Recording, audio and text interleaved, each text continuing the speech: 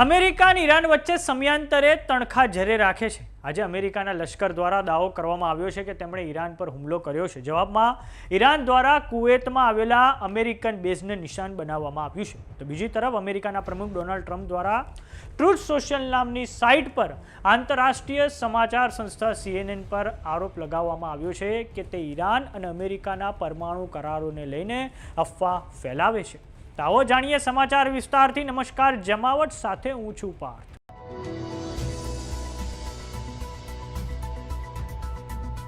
એક તરફ અમેરિકા દાવો કરી રહ્યું છે કે ઈરાન સાથે એક સારામાં સારી ડીલ નજીકના ભવિષ્યમાં થઈ શકે છે, તો બીજી તરફ અમેરિકા અને ઈરાન વચ્ચે તણખા ઝરવાના ચાલુ જ છે। આજે અમેરિકા દ્વારા ઈરાન પર હુમલો કરવામાં આવ્યો છે। અમેરિકાના સેન્ટ્રલ કમાન્ડ દ્વારા સત્તાવાર જાણકારી આપવામાં આવી છે કે તે તેહરાન દ્વારા તેમનું MQ-9 રીપર ડ્રોન તોડી પાડવામાં આવ્યું હતું। તેના જવાબમાં આજે આ ઈરાન પર હુમલો કરવામાં આવ્યો છે। આ હુમલાના ભાગરૂપે અમેરિકાના ફાઇટર જેટ્સ દ્વારા ઈરાનના ગિરુક શહેર અને કેશમ ટાપુઓ પર જે રડાર, ડ્રોન કંટ્રોલ અને કમાન્ડ સાઇટ્સ આવેલા છે તેને નિશાન બનાવવામાં આવ્યા છે। તો આ તરફ ઈરાને કહ્યું છે કે અમેરિકા દ્વારા સિરિક કાઉન્ટીમાં આવેલા ગેરુક શહેરમાં ટેલિકમ્યુનિકેશન ટાવર પર હુમલો કરવામાં આવ્યો છે। તો ઈરાન દ્વારા જવાબના ભાગરૂપે કુવેતમાં આવેલા અમેરિકન બેઝ પર હુમલો કરવામાં આવ્યો છે। કુવેતની સેના દ્વારા મિસાઇલો અને ડ્રોનને ટ્રેસ કરવામાં આવ્યા હતા। આમ બંને તરફથી આજે એસ્કેલેશન થયું છે। હવે દર્શક મિત્રો, આપણે નકશાની મદદથી સમજીએ તો આ તમે સ્ક્રીન પર પશ્ચિમ એશિયાનો મેપ જોઈ રહ્યા છો। પશ્ચિમ એશિયામાં આ એક તરફ છે ઈરાન, બીજી તરફ અહીંયા આવે છે પર્શિયન ગલ્ફ અને ગલ્ફ ઓફ ઓમાન, અને પર્શિયન ગલ્ફ અને ગલ્ફ ઓફ ઓમાનને જોડે છે સ્ટ્રેટ ઓફ હોર્મુઝ। આ હોર્મુઝની સામુદ્ર ધુનીમાં બે મહત્વના જે સિટી આવેલા છે, એક છે કેશમ આઇલેન્ડ અને બીજું છે સિરિક કાઉન્ટીમાં આવેલું ઈરાનનું ગેરુક શહેર। આ બંને જગ્યા પર અમેરિકા દ્વારા હુમલો કરવામાં આવ્યો છે અને અમેરિકાના સેન્ટ્રલ કમાન્ડ દ્વારા આ હુમલાને લઈને પ્લેટફોર્મ એક્સ પર તેમના દ્વારા સત્તાવાર જાણકારી પણ આપવામાં આવી છે। આપને જણાવી દઈએ કે આ જે કેશમ આઇલેન્ડ છે એ હોર્મુઝ રિજનમાં વિસ્તારની દ્રષ્ટિએ સૌથી મોટો આઇસલેન્ડ છે અને આ આઇલેન્ડ પર ઈરાનના ખૂબ મોટા પાયે જે રડાર સિસ્ટમ છે અને ડ્રોન સિસ્ટમ છે, કમાન્ડ કંટ્રોલ જે સેન્ટર છે તે આ કેશમ આઇલેન્ડ પર તૈનાત હોય છે।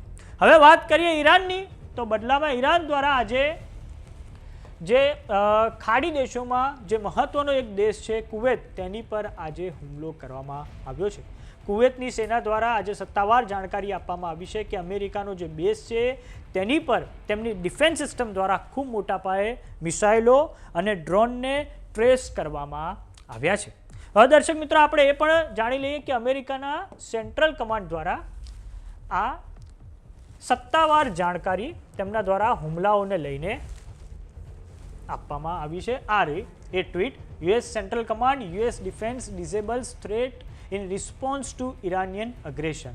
આ રહ્યું, એમણે થોડુંક સ્પેલિંગ ખોટું લખ્યું છે, ગોરુક શહેર લખ્યું છે અને કેશમ આઇલેન્ડ લખ્યું છે, અને પછી તેમણે આ હુમલાની જાણકારી આપી છે કે MQ જે ડ્રોન છે તેને તોડી પાડવાના જવાબના ભાગરૂપે અમેરિકાએ ઈરાનના બે સ્થળો પર હુમલો કરી દીધો છે।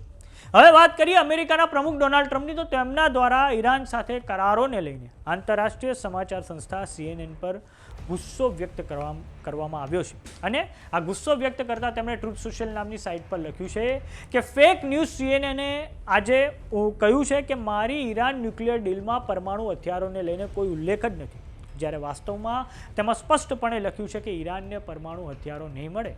તેના પછી આ કરારોમાં ન્યુક્લિયર સંબંધિત અન્ય બાબતોની વિગતવાર અને મજબૂત રીતે ચર્ચા કરવામાં આવી છે। વાસ્તવમાં આ સમગ્ર કરારનો મોટા ભાગનો ભાગ તે જ છે। CNN અને ફેક ન્યૂઝ મીડિયાના અન્ય ઘણા માધ્યમો લો રેટિંગ્સની આફત છે। નવા માલિકી હેઠળ પણ તે કદી નથી સુધરવાનું। આમ અમેરિકાના પ્રમુખ ડોનાલ્ડ ટ્રમ્પ દ્વારા આંતરરાષ્ટ્રીય સમાચાર સંસ્થા CNN પર ગુસ્સો વ્યક્ત કરવામાં આવ્યો છે। અમેરિકાના જેટલા પણ મીડિયા હાઉસીસ છે મોટા ભાગના, એટલે કે ન્યૂયોર્ક ટાઈમ્સ છે, CNN છે, તેમની સાથે ડોનાલ્ડ ટ્રમ્પને બનતું નથી અને CNN દ્વારા દાવો કરવામાં આવ્યો હતો કે ડોનાલ્ડ ટ્રમ્પ ઈરાન સાથે જે ન્યુક્લિયર ડીલની ચર્ચા કરી રહ્યા છે તેમાં જે પરમાણુ હથિયારોનો મુદ્દો છે તે તો સંપૂર્ણપણે બહાર છે। તો હવે ડોનાલ્ડ ટ્રમ્પે આ તમામ જે આરોપો છે તેને નકારી દીધા છે અને તેમનું કહેવું છે કે ઈરાનને કોઈ પણ ભોગે સમગ્ર મિડલ ઈસ્ટમાં જે એને પરમાણુ હથિયારો મેળવવાની ભૂખ છે તે કદી પૂરી નહીં થાય। તો સમાચારોમાં અત્યારે બસ આટલું. જોતા રહો જમાવટ.